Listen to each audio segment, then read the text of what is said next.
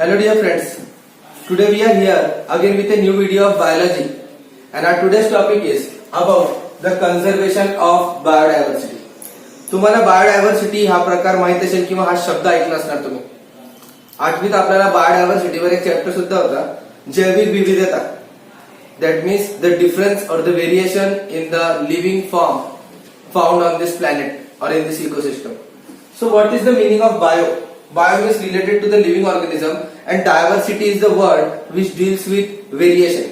Variation म्हणजे काय? आता आपण सर्व दिसायला सेम आहात का? आपल्या प्रत्येकामध्ये काही ना काही बदल आहे. Morphological changes are there, we have anatomical changes in us, we have variation in us. सर्व प्राणी दिसायला सेम नसतात. Every organism is having a different form, every plant is having a different form, the nature is different. So this difference is known as diversity. आपण याला विविधता म्हणतो. And that diversity is found in living organism. That is why the word has came into the existence. The name of this word is biodiversity. Let us see what is biodiversity then in detail. The first one, biodiversity is the degree of variation. इथे आपण already mention केलेला आहे, degree of variation of life forms. Why we are using this word life forms? It is not specific with one of the species, but it is found in each and every species. Whether it is a plant species, whether it is an animal species, whether it is microorganism, everywhere where the living organism is found, the diversity or the variation is seen. That's why we call this as the degree of variation. The next point which is to be taken into consideration is the maintaining ecological stability. If there is no diversity, then ecological stability is not possible. We know this thing. If all organisms are herbivorous, is it possible that the life cycle will go on? No. Some should be producers, some should be herbivores, some should be carnivore, some should be decomposers, some should be scavenger. Then only the food chain will go on or the life cycle will proceed. That's why the diversity is necessary. Without diversity, the life form is not possible. So, for maintaining the ecological stability also, diversity is necessary. As I mentioned here, maintaining ecological stability. Stability म्हणजे स्थिरता. जर सगळं प्राणी एकसारखे राहिले असते, आपण सगळ्यांनी जर प्लांट्सवरच जर कधी आपला फूड जर आपण प्लांट्सलाच जर कन्सिडर केला असता, तर बाकीचे जे कार्निवोरस एनिमल्स आहेत मग ते अस्तित्वात आले नसते.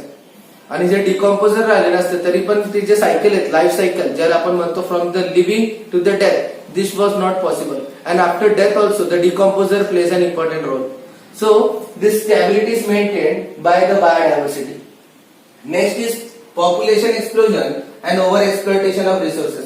तुम्हाला माहित असेल दिवसेंदिवस आपले जे पॉप्युलेशन आहे, if you consider our country India, then we are having more than 135 crore plus population.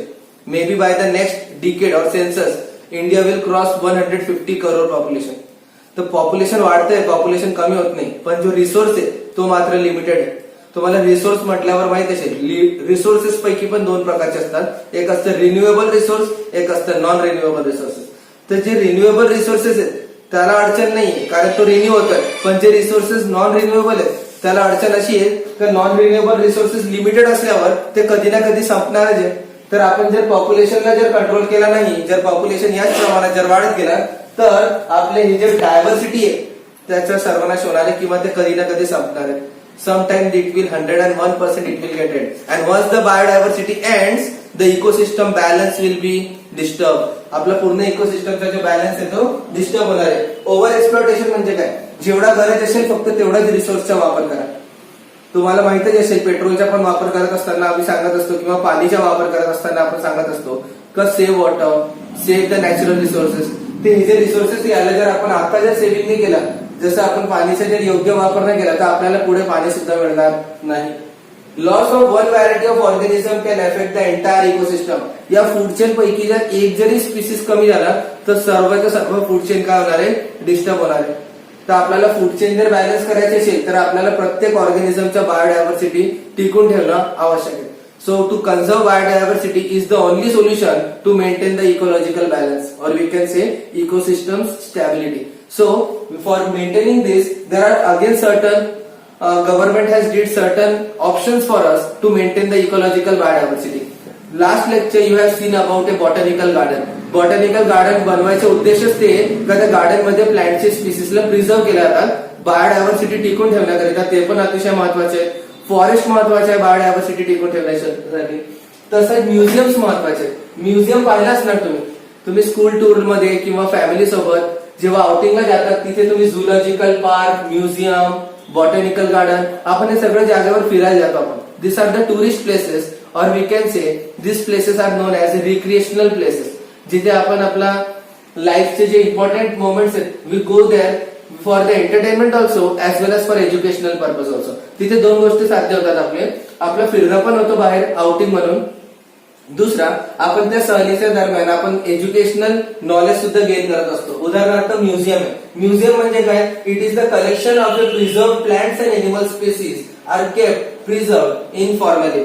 तिथे काय केलं जातं म्युझियम मध्ये जे स्पीसीज आहेत त्याला प्रिझर्व केलं जातं. प्रिझर्व करणं म्हणजे काय? आपण त्याला साठवून किंवा आपण त्याला प्रिझर्व करून प्लांट्स अँड एनिमल स्पेसीसला फॉर्मली मध्ये त्याला प्रिझर्व करतात. म्हणजे ते वर्षभरात खराब व्हायला नको किंवा वर्षानुवर्ष ते टिकून ठेवायला पाहिजे. तुम्ही ऑलरेडी बायोलॉजिकल लॅब मध्ये स्पेसिमेन्स पाहिले असणार, त्याला सुद्धा प्रिझर्व करून ठेवले जातात. ते कशात प्रिझर्व करतात? फॉर्मेलिन मध्ये प्रिझर्व करतात. Formalin is a chemical where 10 to 40% of formaldehyde group is use. तिथे फॉर्मल्डिहाइड वापरलेले असतात, 10 ते 40% फॉर्मल्डिहाइड. आणि आपण हे जे सायन्स आहे, दिस सायन्स इज नोन ऍज टॅक्सिडर्मी. आपण याला टॅक्सिडर्मी सायन्स म्हणत असतो. टॅक्सिडर्मी म्हणजे काय? जे प्लांट स्पेसिमेन्स आहेत, जसं आपण त्याला हर्बेरियम मध्ये प्रिझर्व केलाय, तसं बर्ड्स आणि एनिमल्स जे त्याला स्टफ केलं जातं. We put a stuff in it. That means some wooden this one we can say the sawdust and that are used for preserving the species and we call them as a taxidermy. त्या सायन्सला आपण टॅक्सिडर्मी म्हणतो. नंतर आहे zoological park. Zoological पार्कला short मध्ये आपण zoo म्हणतो. तुम्ही प्राणी संग्रहालय ऑलरेडी पाहिलं असणार. त्यांना एक असं वातावरण दिलं जातं, the animals are protected and care to provide them the similar condition to the natural habitat. त्यांना नॅचरल हॅबिटेट मध्ये राहण्यासाठी जसे जे काही कंडिशन आवश्यक आहे तसं त्यांना प्रोव्हाइड केलं जातं. आपण याला इंग्लिशमध्ये एक्स सिटू कंडिशन म्हणतो. एक्स म्हणजे बाहेर, इन सिटू म्हणजे to be preserved in the laboratory और in a restricted area. Ex सिटूला आपण काय म्हणतो? In the natural environment. तर अशा एन्व्हायरमेंट मध्ये त्या प्राण्यांना आपण प्रिझर्व करतो. अजून तिथे आपल्याला त्या प्राण्यांच्या नॅचरल हॅबिटेट दिसतं, प्लस त्यांच्या बिहेव्हिअरल चेंजेस, त्यांच्यामध्ये कोणकोणते बॉडी मध्ये चेंजेस होत आहेत, त्यांचे रिप्रोडक्टिव्ह स्ट्रक्चर्स, प्लस सगळ्या गोष्टी आपण तिथे स्टडी करू शकतो. So we also get the flora monograph and manual and records in the zoological parks. In museum we get the information about the specimens as well as in the botanical garden. So these are the way where we can preserve the biodiversity. And this was the today's topic about the conservation of biodiversity. Thank you for watching the video.